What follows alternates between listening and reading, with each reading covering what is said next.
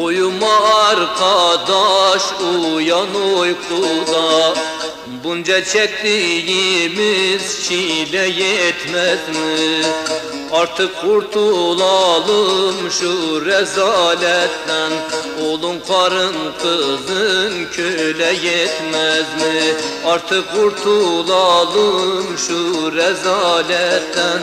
Oğlun karın kızın köle yetmez mi?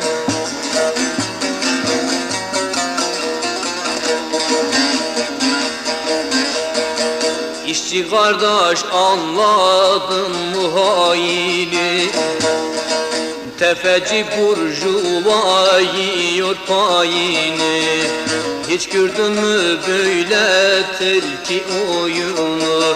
Destisa duvara hille yetmez mi? Hiç gördün mü böyle tilki oyunu? Destisa duvara hille yetmez mi?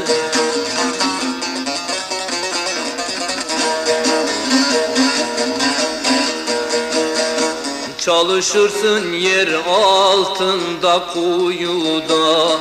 Tefeci ister ki bizi uyuta. Bütün halk aç susuz Anadolu'da. Paydos borusunu çalsa ötmez mi? Bütün halk aç susuz Anadolu'da.